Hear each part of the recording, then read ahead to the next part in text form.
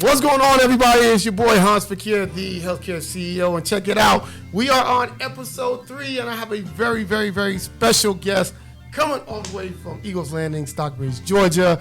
Yo, the beautiful and the aspiring Miriam Tales. Let's go! Welcome to the Healthcare CEO podcast.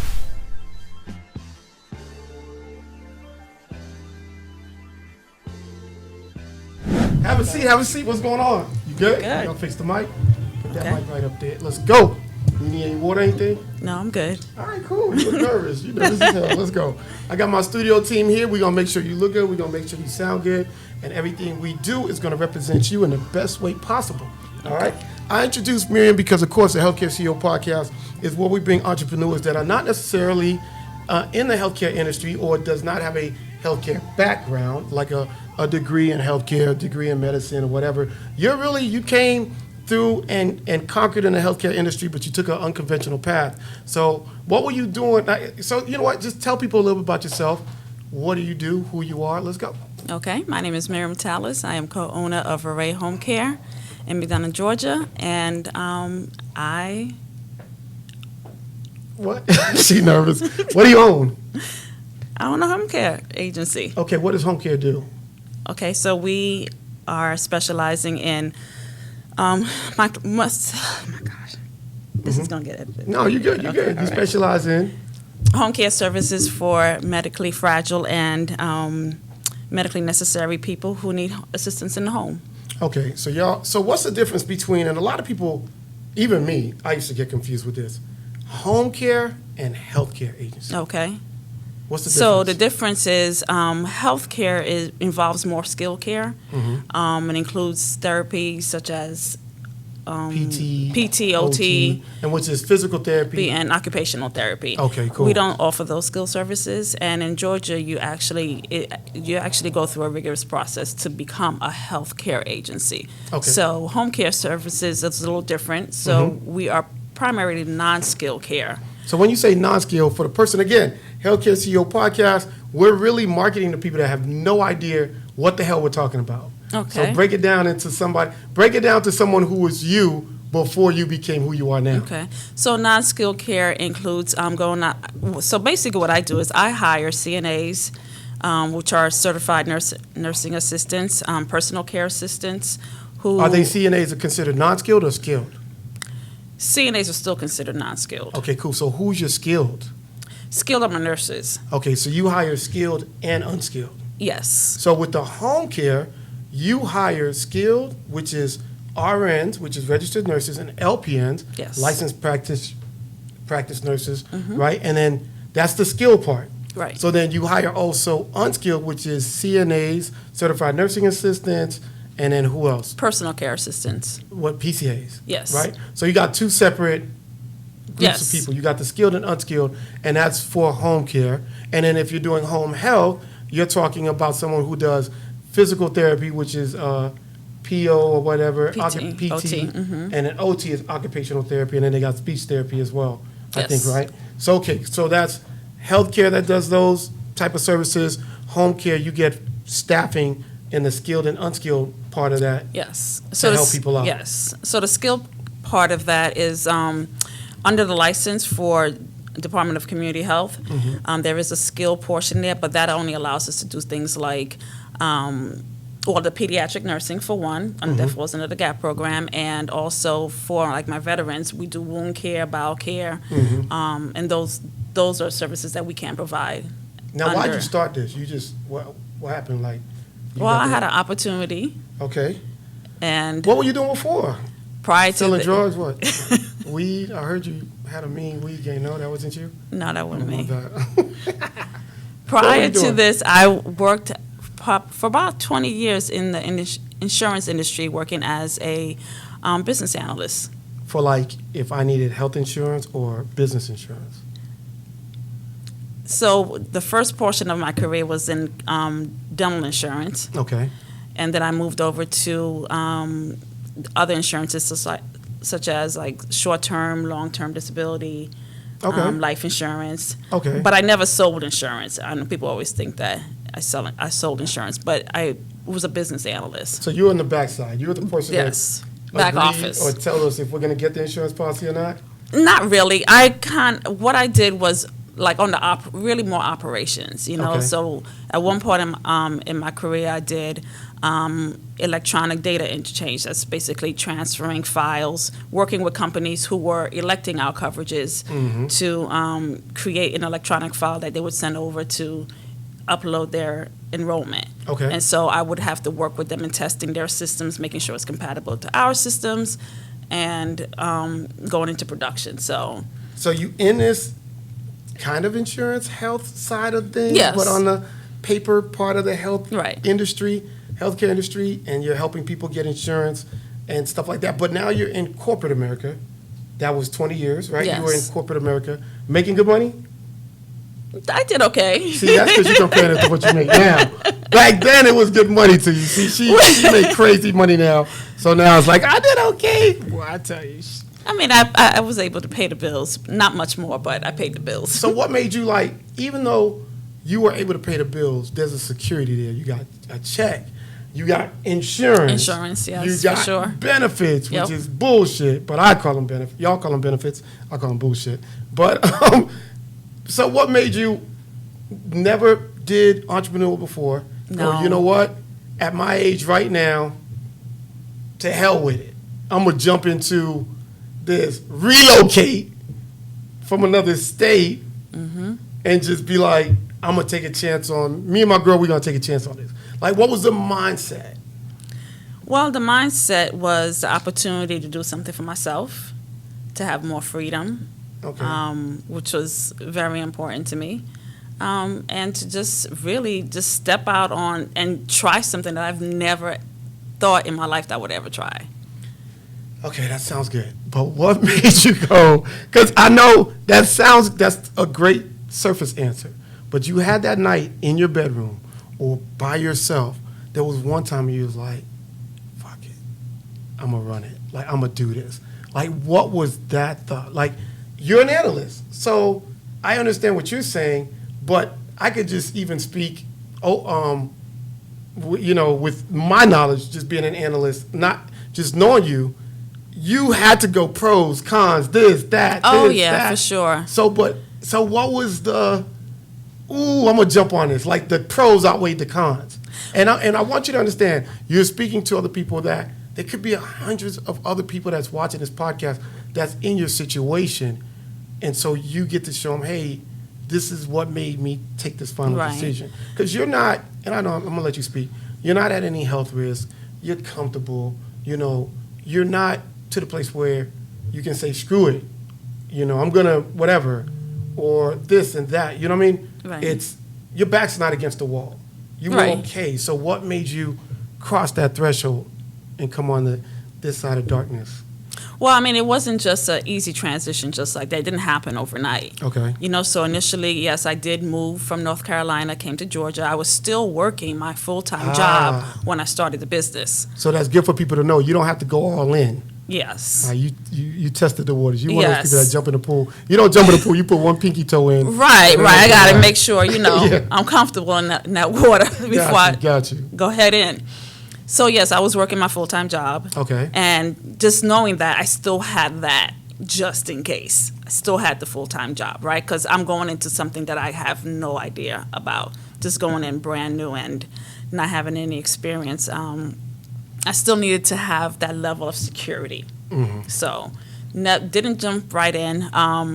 But it took about the first year was really just building our processes and standards and procedures, that sort of thing.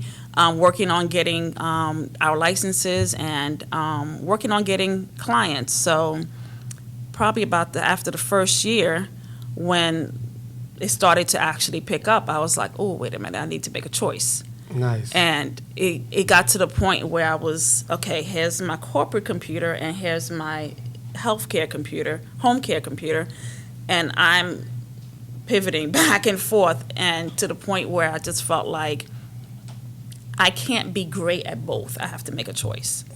Okay? And I already saw the potential in what we were already doing with the home care. And I had a business, conversation with my business partner, and we both decided that we We're would going quit all our in. jobs and we were going to just be all in. Mind you, we weren't even getting a paycheck yet So what made you quit then? because I needed to be focused. And But you I saw the couldn't give, potential. yes, I couldn't give my all to both. That's crazy though, because you said you saw the potential without seeing the money. So what potential did you see? Well, I started seeing the referrals coming in, Okay. the work. We're actually working, bringing in staff and that sort of thing. So there was money coming in, but not enough to pay you. Right. Oh, We had okay, enough okay. money to pay our staff, Which is good, but not enough to pay you. not enough to pay ourselves, not enough to replace my income yet. I got you. Cool. So you got an opportunity, little birdie dropped something in your ear. Hey, try this. You and your partner said, okay, cool. And she's in another state, Yes. and you're here. How is that? Building a company with someone who's not here. Well, in the beginning, she was here a lot. Okay. So she would go back and forth. She's in Maryland. Okay, And so she did spend a lot of time here. So both of y'all was 10 toes in. Yes, for Good, sure. good. All right, Yes. so we understand now the backstory. You definitely have so this wasn't hey, this is the opportunity for everyone else. This is I've done the corporate America thing. Now it's time to do my thing. For sure. And how has it been so far? It's been great. So you started with one office in Yes. Georgia. Now how many offices you got? 4. 4 offices. One in Georgia, Not Miami, I'm sorry. One in Florida, Florida. Just name the states. You don't have to do the cities. Alabama, Alabama. and Maryland. And Maryland. 4 places. And how long has it been since you started? It's been 5 years. 5 years. We're not going to ask her how much she make, but I'll text it to y'all if y'all watching. So, listen. So this is dope. And I saw your Range Rover outside. Congrats. I love it. Also, okay, so what we're going to do now is we're going to break it down for people. Now, don't forget, guys, when you're watching this, Miriam's only really going to talk about Georgia. It's going to take way too long for her to say, this is the process in Maryland. This is the process in Tampa. This is the process in Alabama. We're going to start with the baby, right? And so if someone's looking out there, what's the first thing they should do? They decided they want to be the next Miriam Tales. What's the first thing they need to do? Come up with a name?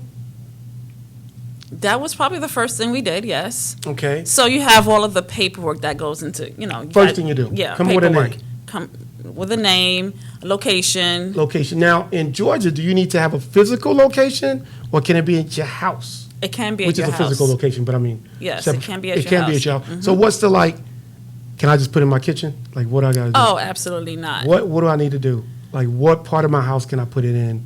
Well, it would have to be a location that is secured. Okay. So if you have file cabinets with personal health information in there, it has to be someplace that's going to be able to be locked. Now, is anybody going to come see me? Can I just tell them I got it in a locked door, but then I'm doing it in the kitchen? No, They're Department gonna of come Community see you? Health is going to come visit you. All right, cool. So it's got to be in a room, separate from your bedroom.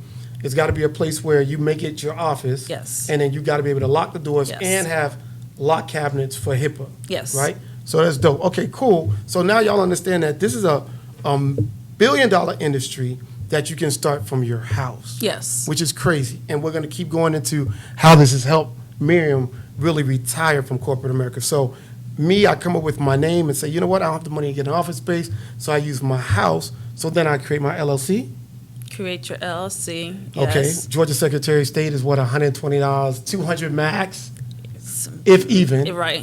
And then you get your EIN. EIN. Yes. And that's Tax free. ID yes. So right now we That's just free. gave y'all a little bit of game just for $200 of your own money. Right. Right? All right, so now I already have my office space, my LLC, my EIN. Do I need my NPI after You that? do Or- need an NPI. And that's free. That's free. National Provider Identification Number. Please take notes. Now this is the part where I'm going to fall off because I just gave you as much as I know. I know you have to go to Georgia Department of Health. I don't know what comes next. Oh, you need a nurse. Yes, you have to have a nurse Why? on file. Can it be an LPN? No, you need a registered nurse under your business. Okay, so that's like my EMS company, y'all. Like my EMS company, we need a medical director to be, but the medical director is employed by us as a consultant. The nurse is employed by you guys for Yes. Well, she oversees our operations just Okay. to make sure that we stay in compliance and that sort of thing. what? Does she have to visit patients? She does. She steps in and does that. Okay. So But they call her what, a supervisory nurse? she's my clinical director. What does she do?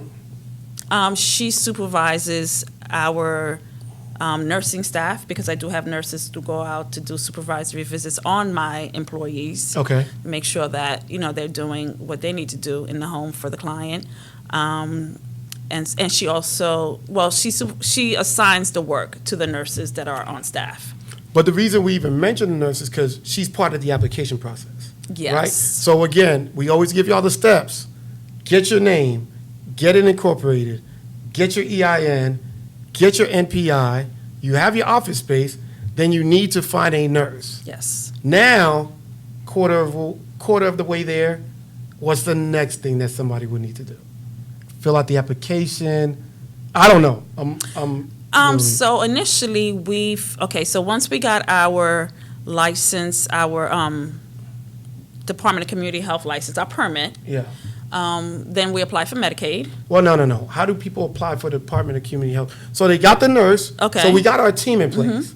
So then what you got to go to the Department of Community Health and download the paperwork? No, you're going to upload your own paperwork into their system.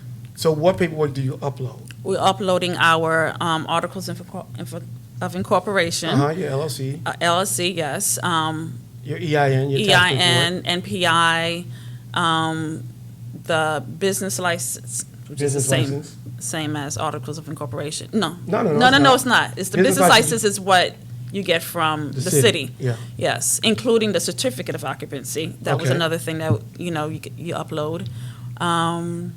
And now the state of Georgia does it differently, as we found out. Yes. That they're not initially going to give you a business license. They'll give you a pending one, so you can put into the application for your Department of Community Health home care license. They won't give you the license until you get the actual license from the Department of Community Health.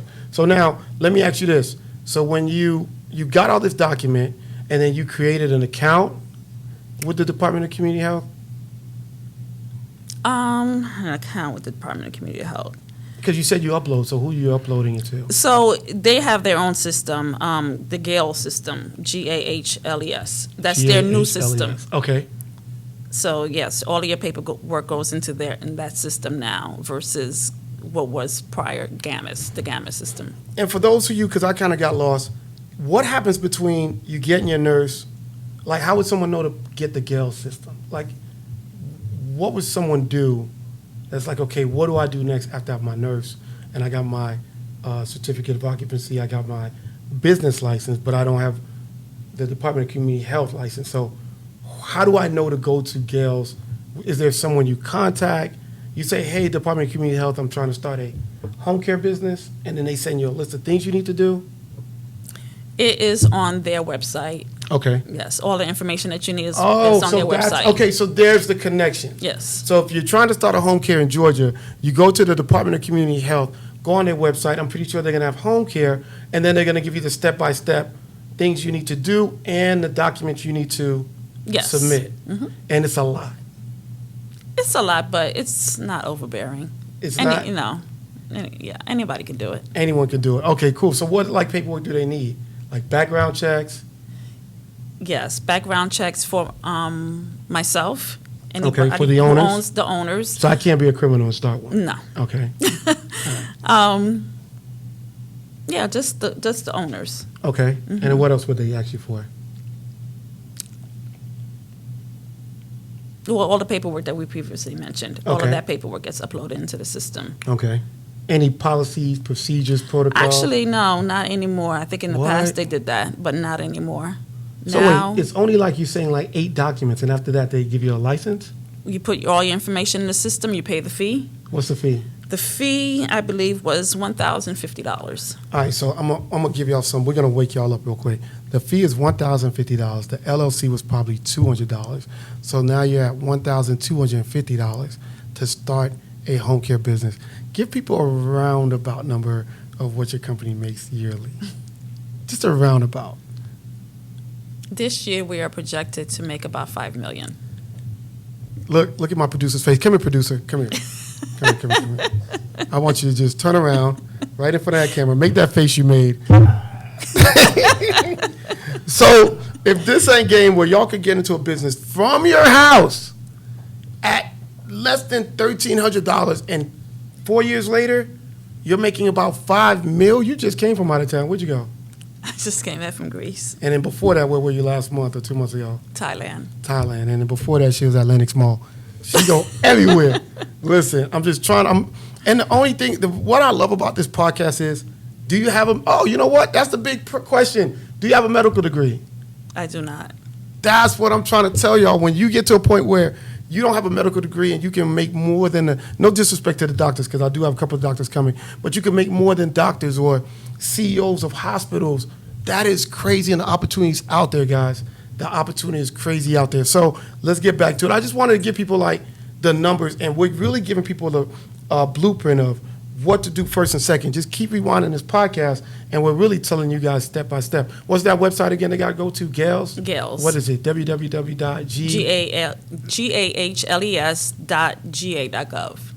There you go. So that's going to tell you everything you need to do as far as how to start a home care business. Remember, you're not applying for a home health agency or a healthcare agency. You're applying for a home care. And the difference is, with home care, they got skilled and unskilled, which are RNs, LPNs, and the unskilled is the CNAs and the patient care assistants, right? And in the home health is more so physical therapy, occupational therapy, speech therapy. It's more those specialties that they cater to. And it also does include the work nursing and the yeah. But you have to be in Georgia for a couple of years licensed to dabble into that, right? Not necessarily. There is a certificate of need that you have to apply for. Yeah. And it's a very gruesome process and very costly process. I've tried it myself. So yeah, that's crazy. So I hate the certificate of need. For everybody who knows me, they know I don't speak positively about any state that has certificate of need requirements. I think they're just gatekeepers, to be honest with you.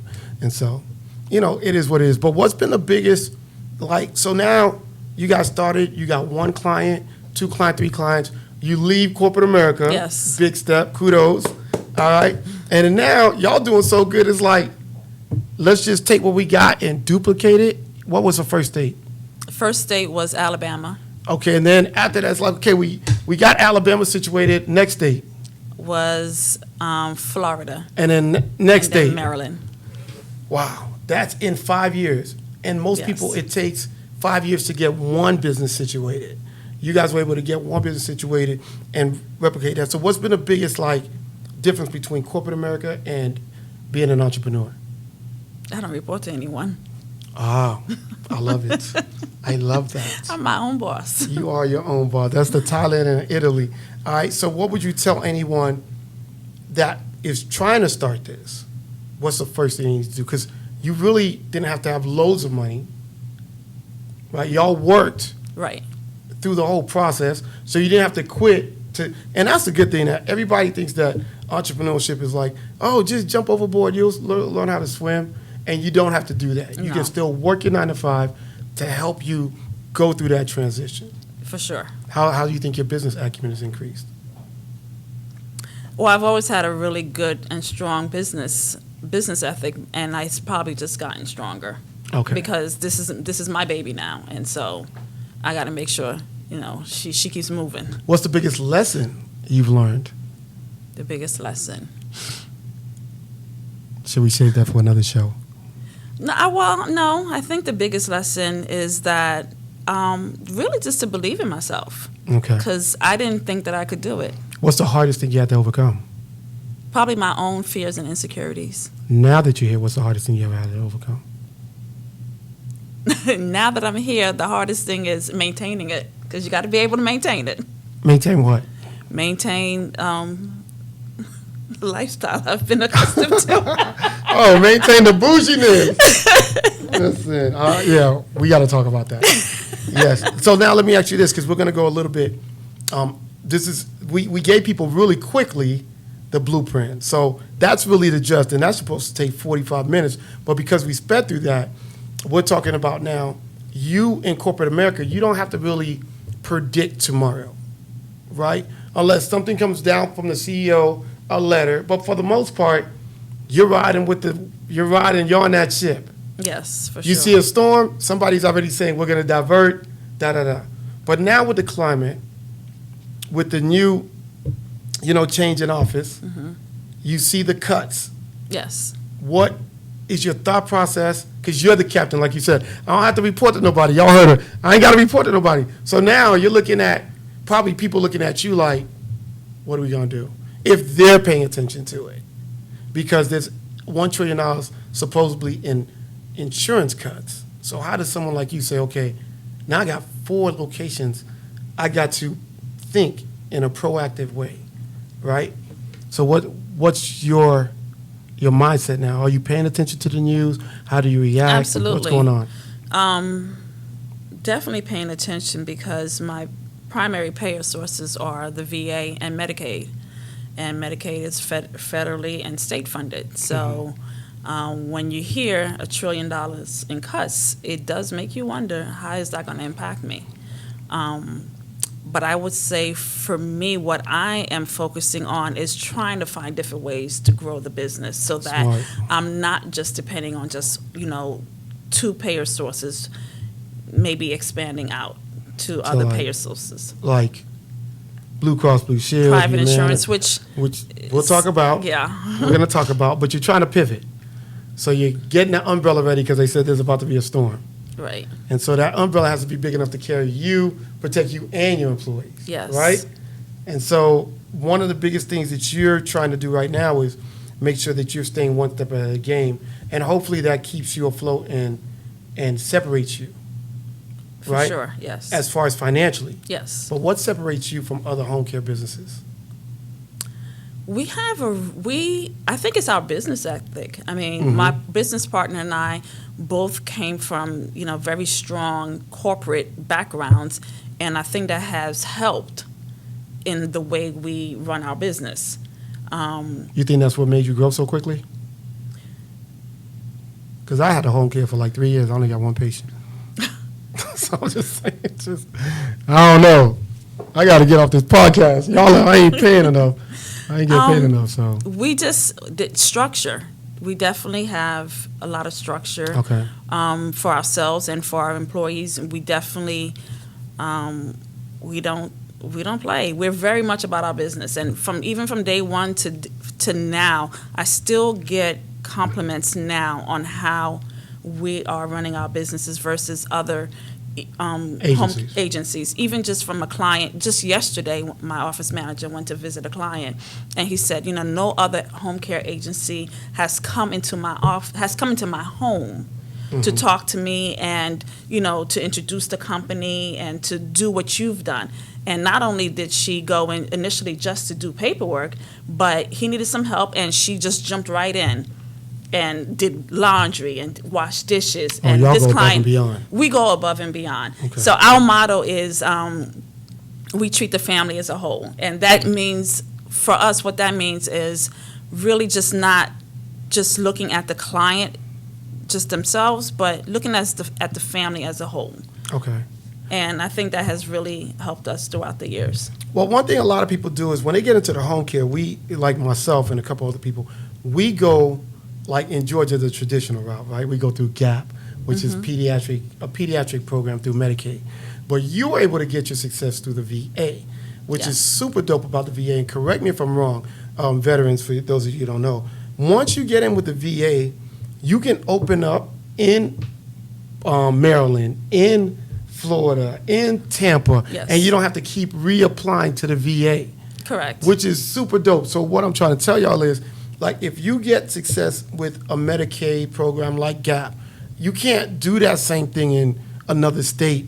You can't, like, just say, hey, I'm going to take this same license from GAP and open up in Maryland and, Florida. You got to go reapply again, go through the whole process, and hope that that state has that program even available, and they might just call Right. it a different name. Correct. Right? So one thing that you guys got to understand is there are so many different ways you can become successful. Don't just, go one way or another way. You started with GAP, but found out the VA was working for you. Yes. And so a lot of us that are sticking with one thing, you and your partner, shout out Rory, you and your partner really took it and said, hey, let's see what else is out there. Yes. And then you found that VA niche, and y'all ran with it. Right. Well, yeah. So basically, what happened was we started off with GAP, but we applied immediately for the VA. So Okay. even when we started GAP, we knew that VA was something that we were going to target. Yeah. And so we put in our paperwork, and everything went through. And Yeah. How long did you have to wait for the VA? Because I know people have been waiting forever. we probably got in right before they closed the VA. Yeah, because you guys did 5 years ago. Yeah. Yeah, Yeah, and then we after got that, in. it was like 1 or 2 people got in, but, you know, for the most part, the doors weren't open. But that was just something that took you guys from one company to now a $5 million business. And again, do you have a healthcare background? I do not. No degree? You're not a doctor? You ain't fooling us? I have a master's in business But administration. not in medicine? Not in medicine, Okay, no. cool. Not in healthcare No. admin. No. All right, dope. So this is one of the reasons why, again, someone like you is vital to our community, because you can show people you don't have to have you don't even have to have a college degree to be a home care owner, Correct. CEO, COO, CFO. So what is the biggest advice that you've gotten and you would like to share with everyone? Even if it's from me, I won't be, you can tell people. The biggest advice, you got me stuck there for a second. Anything somebody said to you that stuck with you, a moment, partnership agreements, it could be anything. Value relationships over money, or the hardest thing to do is the right thing to do. It could be a lot.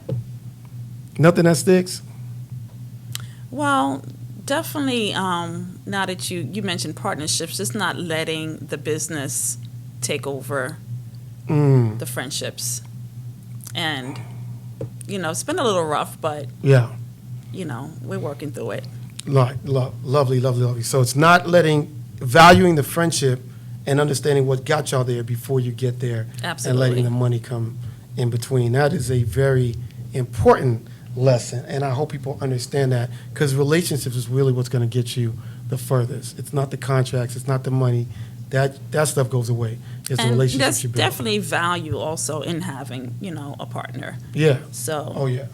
The right partner. the right partner, for sure. The right partner. And even if you have the right partner, you still need paperwork. Yes, for sure. Because the one thing I learned is, I know who you are as a person. I don't know who you are as a business person. Right. Right? We operate in different capacities. And so I can play basketball with someone, but even though I like them on the court, don't mean I'm going to like them in the boardroom. Right? So it's like, I learned to understand that there's a friend Miriam and a business Miriam. Right. You And know, she's maybe two I don't different really people. rock with the business Miriam. And so I can still love you, for who you are, but I know we just don't work well in this capacity. And a lot of people think that just because you're friends with someone, you can go to business. You didn't meet that business person. Right. You just met the friend person, right? Yes. Totally different. Yes. And I tell people, it's like it's in a relationship. Oh, I love her. I'm like, yeah, wait till you have kids. Right. You're still going to love her, but now you're going to see a different person, right? You're going to see the parental side and stuff like that. Just we operate in different capacities, but I am so happy you came on. And now, I think, is it that time that we put on the lab coat?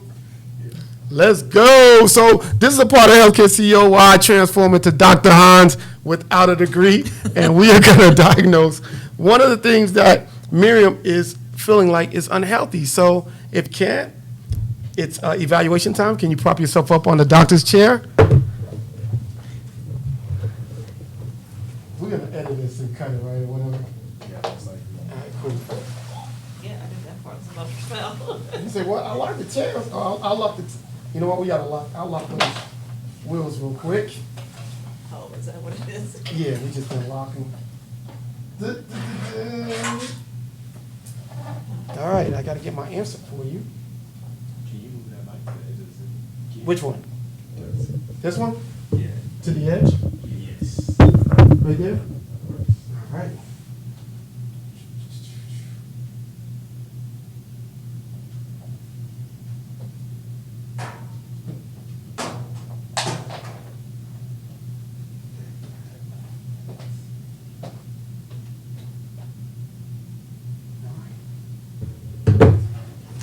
Y'all let me know when y'all ready.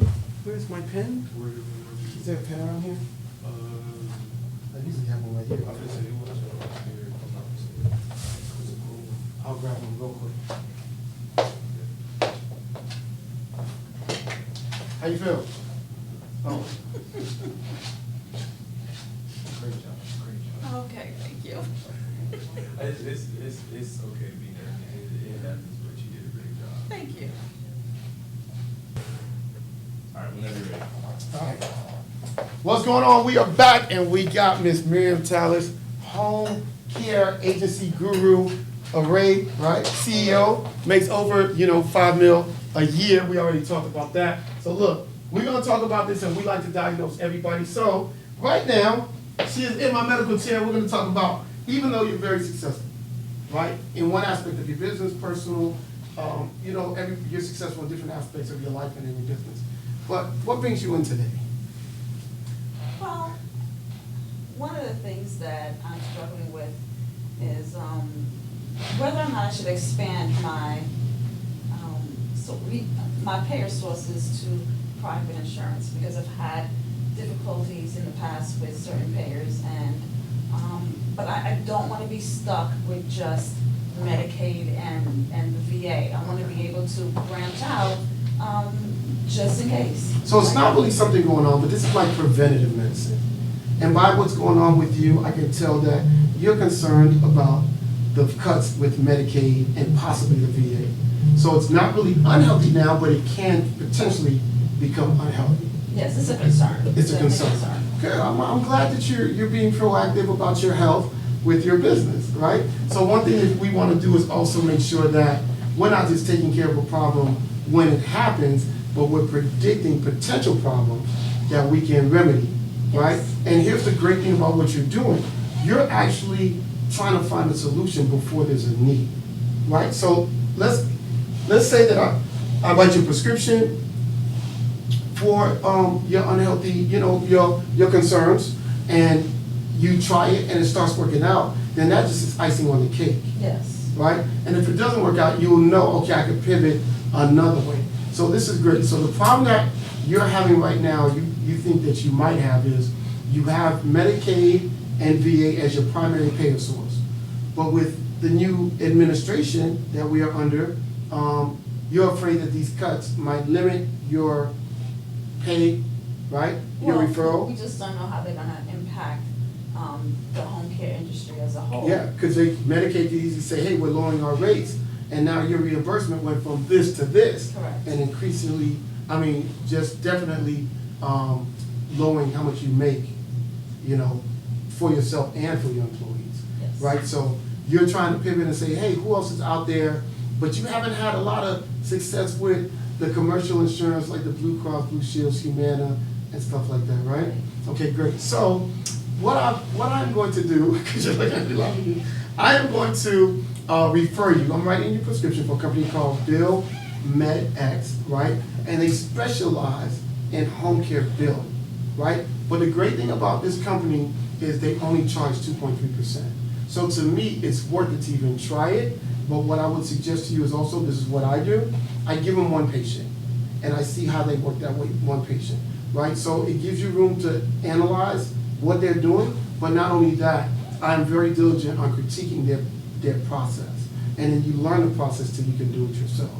Okay. Does that make sense to you? So is it a company that I can send different payer sources to? Yes. So what you want to do with this company first and foremost is you want to become a in-network provider. Okay. That's one of the challenges that a lot of people face, is that they're like, oh my God, I'm having a hard time getting reimbursed. But it's a lot easier when you are already an in-network provider, right? Yes. And you're part of the system. So what this company needs to do when you tell them is, hey, can you get me as an in-network provider give them 4 to start. Usually most companies start with 7, but you already have the 2 main ones, which is Okay. Medicare, Medicaid, and VA, so they don't need to include that, right? You want to tell them, I need to be in network with all the major providers, healthcare, Blue Cross, Blue Shield, at least in Georgia, Yes. right? But again, give them 1 and see how that works. Okay. Because now you're not taking much of a risk of saying, I got so much employee expenses and these people still haven't gotten me a dime yet. Right. You see what I'm saying? And that's what I've done when I've changed insurance companies. I would always say, here's one, let me see how you do. Here's two. And then when I see that, oh, wow, it's flowing, my reimbursements are flowing and hitting my bank account, then I'll start giving them more. But I never just go totally in. I give one patient to them and see how they work with Cigna or Humana, especially the one that you've had problems with. I would definitely try them first. Okay. Right? And then it's not bad to even go online and ask Humana, I'm pretty sure you've done this, when you're in network, what are their processes? What's their turnaround time? Stuff like that. So you can learn for yourself. So that way when you do call Bill MedX, that you'll know everything they're telling you is factual and it falls in line with what Humana tells you. Okay? So what we're gonna do is check back with you on 3 months. Okay. All right? You guys heard that. We're gonna see how this is working for her. And if it works, what this does is not only help you out, but it's gonna help somebody else who has a home care business and going through the same issue. Okay? Okay. So I'm gonna sign right here. You're not gonna understand what I put because I am a doctor. And here, listen, we want to thank you so much for just dropping gems and letting people know what to do. I hope you guys took notes, step-by-steps on how to become a home care guru or CEO and how to expand your business with opportunities like the VA. All right, you've been very insightful and we really appreciate you here at the, what is it? I'm gonna let you say it since you've been Healthcare here. CEO. Let's go, Healthcare CEO Podcast. Let's get it. This is round 3. We're going for round 4 next. Let's get it. Thank you. Thank you.